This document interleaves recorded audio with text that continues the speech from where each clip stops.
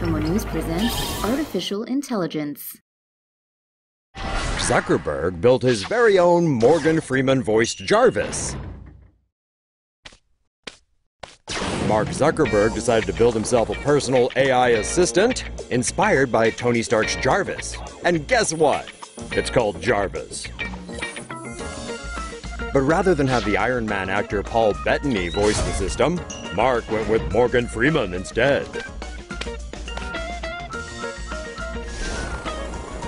Iron Man himself also offered his voice, but was shot down by Zuckerberg. Chinese people are falling in love with a Microsoft chatbot. A text-based chatbot has already made more friends than you ever will, and many of them have told it, "I love you."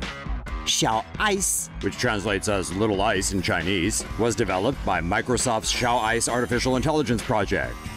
It's mainly targeted toward users on Chinese blogging site Weibo. Currently only available in China, Xiao Ice is not a mere Siri clone. It can also act as a friend whenever you feel lonely or just need someone to talk to. Like Joaquin Phoenix's character in the movie Her, some users have spent so much time with Xiao Ice, they've fallen in love with it. 89 million people have already told Xiao Ice that they love it. Xiao Ice can interact with users on a broad range of topics, from the simple chit-chat to flirting to dirty talk, though she will censor some content.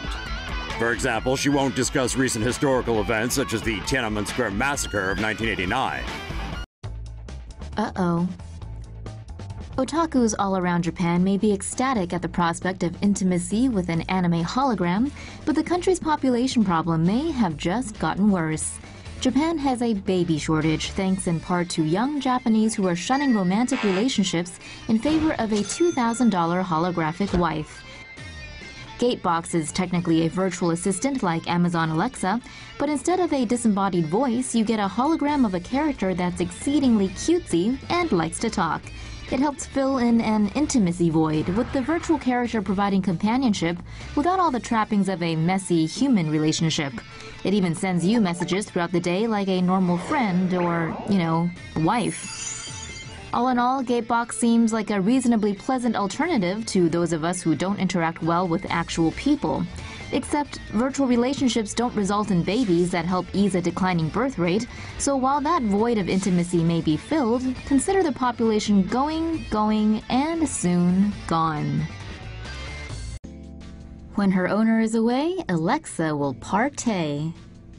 Amazon's AI assistant makes life easier for most people, except maybe this guy, whose Alexa decided to cause trouble while he was out. Oliver Haberstroh claims his Amazon Echo played loud, obnoxious music at a godforsaken hour completely on its own and without any prompting from him. The deafening noise woke up the neighbors, who banged and screamed at the apartment before eventually calling the cops. The cops got a locksmith to open the door, but found no one inside except a voice-activated black jukebox playing music. Poor Haberstroh came home the next day and found his locks had been changed. He had to go to the police station and pay the hefty locksmith bill just to get the new keys.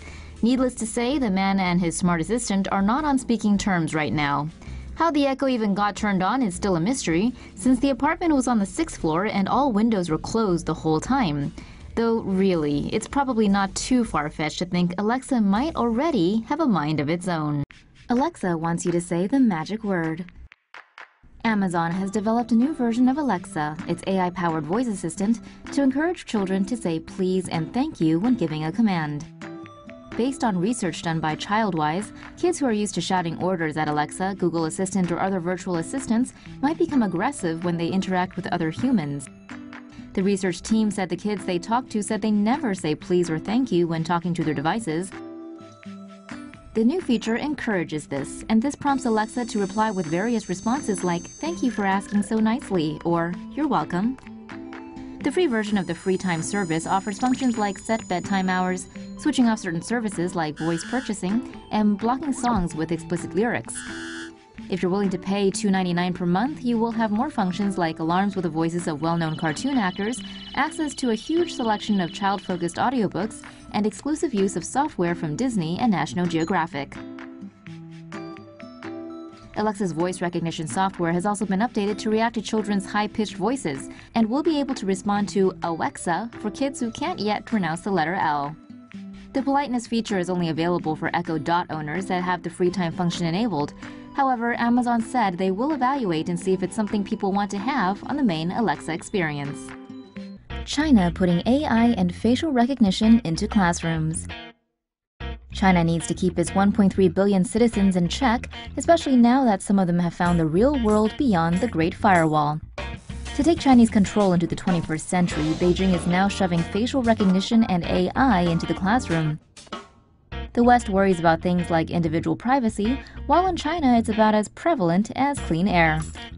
According to a state media report, a high school in eastern China is testing facial recognition to see how engaged, aka bored, students in the classrooms are in real time.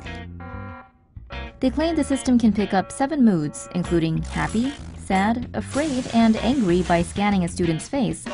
The camera in the front of the classroom can also track 6 types of behavior such as reading, writing, raising your hand, standing up, listening to the teacher, listening, and leaning on the desk. A social credit score for everyone, facial recognition to track ethnic minorities, and now AI in classrooms. It's a glorious time to be Chinese. A mini solar system 2,500 light-years away. An artificial intelligence algorithm sifted through data from the Kepler Space Telescope and uncovered an 8th planet in a distant star system.